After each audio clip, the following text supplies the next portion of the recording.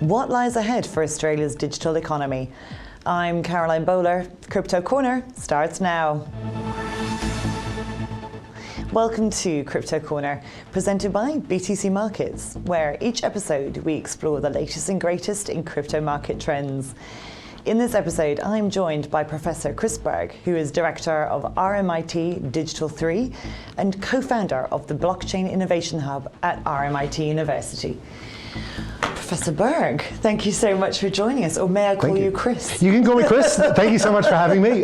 It's a real pleasure. Thank you, Carol. Now, obviously, I probably have a bit of an inside track on Digital3, sitting on the board, the advisory board, and I really enjoy the collective of people that you've put together. For one thing, it spans such a depth of the Australian economy, and the inputs have been fantastic. And more importantly, the information flow that we receive from you guys is cutting edge.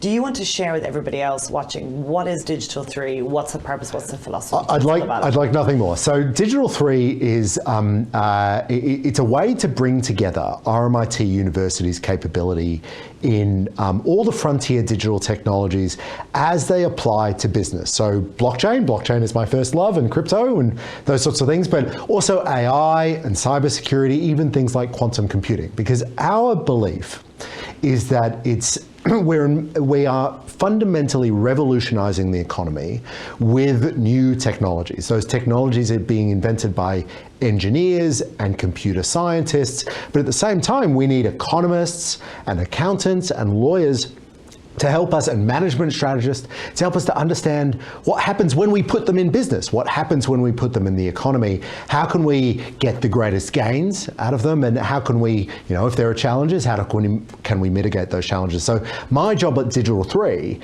is to look for ways that we can involve social scientists, business school academics, to work with industry and students to actually create a better world. And what are some of the projects that Digital3 has been involved with so far? We've been involved in some incredible projects, particularly around, one I'm working on at the moment is artificial intelligence and blockchain, and what the two can bring to each other. So, for example, artificial intelligence, it's these chaotic robots that we've invented that they're completely unpredictable. You put something into ChatGPT, you don't know what you're going to get out. That's a great thing. It makes it feel very alive. But if I want it to control my computer or control real things, then I'm going to need it to be protected from doing bad stuff. Now, we've got a great technology that can do that. Smart contracts are a fantastic technology to prevent things from occurring that you don't want to occur. So when we bring AI together with crypto and blockchain, I think it brings out really, really powerful synergies that solve real world problems. And again, that's what we're interested in. We want to solve problems, and we want to find opportunities for productivity. Just with that, to go back there a couple of steps, for those who don't know, how can smart contracts prevent bad things from happening? How does that work? It's a great question. So smart contracts are they're the best rule system we have. So if you interact with a smart contract, there's no external third party or authority that can prevent that interaction from occurring. It's always going to occur exactly as it was programmed. Hopefully it's been programmed well. That's a problem sometimes. But if it's programmed, it will execute, because it's decentralized, because it's permissionless, because it's global. It's being executed on every computer that runs the network, the blockchain network around the world. That makes it a really powerful technology to know what we are executing is safe. So if we want to run a program and we want to know the program runs exactly as we want it to, then we should use a smart contract. Again, that's a great thing to put inside. A great way to protect AI from the rest of the computer ecosystem. We can allow AI to do things if we make sure that a smart contract is protecting it from doing harm. These are the sorts of research. I remember just a couple of years ago where quantum computing was the latest and greatest thing. Has AI taken over as the fanboy number one? So my friends in the quantum computer industry will say absolutely not. The amount of investment in quantum computing is extraordinary. The Albanese government has put $500 million into one particular quantum firm. The Queensland government has also put another $500 million into that same firm. I actually think that AI is incredibly exciting. Blockchain is incredibly exciting, but quantum computing, if anything, I mean, you and I, we've been in crypto for a while. We know what hype looks like. Quantum computing is right now enjoying or experiencing or being victimized by exactly that same sort of hype cycle. And this is kind of what I've been thinking about recently, Carolyn, is that we are experiencing radical changes in technology simultaneously across all these technology stacks. So we spent a lot of time thinking about crypto. Crypto is going gangbusters. It's being adopted. We're developing really powerful tools with it. At the same time, AI is happening. At the same time, quantum computing is happening. At the same time, we're dealing with these cybersecurity challenges. The challenge for us at Digital3 and at RMIT University is to figure out, well, how can we help industry navigate this simultaneous introduction of so many groundbreaking technologies, all of which will revolutionize the economy? How can we make sure that we adopt them productively, securely, and in a way that satisfies consumer demands and business requirements? And just on that, I was talking to you recently when I was in the States about what I was seeing and observing in New York. And I heard a professor of entrepreneurship talk about New York, I suppose in the pre-Bloomberg era. In particular, talking about entrepreneurship compared to what they were seeing out of Silicon Valley, even out of Boston was doing better than New York were doing. And Mayor Bloomberg made a decision that he wanted to push New York further in this entrepreneurial, attracting entrepreneurs and creating that ecosystem. One of the three elements that were isolated by that professor were, one, an industry in and of itself. So you need to have the entrepreneurs present, you need to have funding, you have capital present, and you need to have universities present. And I think that, once you've got those three parts of the ecosystem working together, you've got to put effort in from a government level, but that ecosystem then becomes, well, what we see in New York today. That's where you're going for the brains trust, that's where you're going for the money, that's where you're going for entrepreneurship. Now, we've spoken before about the two parts that we both control, but can you talk a little bit more then about how Digital3 interacts with businesses such as ours and others to kind of build on that entrepreneurial journey, and how we can, in Melbourne and in Australia, kind of really try and copy some of that model?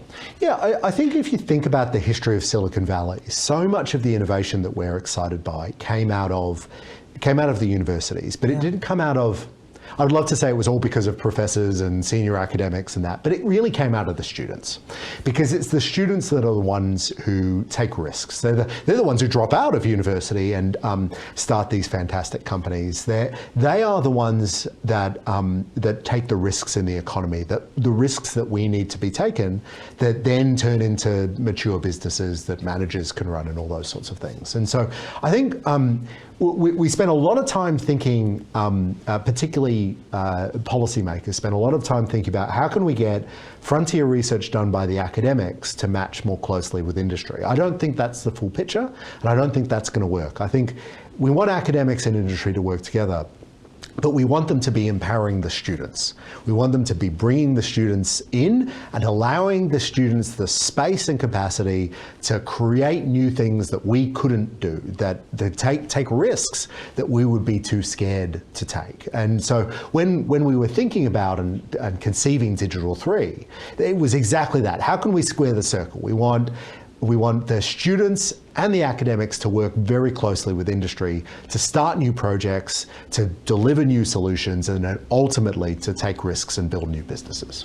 And with that, I can see that your focus isn't just internally on the students that are enrolled at RMIT. You've also got quite an outward-facing program of education with your short courses. Can you share a little bit more about those? Where did that idea come from, and what are they about? Yeah, of course. So, what are our short courses about? Our short courses are about the latest technologies. So, we're very proud that we are able to get short courses developed at a very high quality about strategic adjustment to technologies as they are released. So within just 2 or 3 months, we had one of the world's first generative AI courses, how to use ChatGPT effectively for business strategy. We've done courses on decentralized finance, on NFTs, on DAOs and blockchain governance. on Web3 for business strategy, our focus is how can we bring leading research insights out to the public as quickly as possible in a way that business leaders or managers or just anybody who's working in an organization can immediately understand the relevance for their organization of this new technology. I think we all see new technologies come up, we're just not sure how to use them. I think that what we're trying to do is help people understand the applicability of this tech to genuine business problems.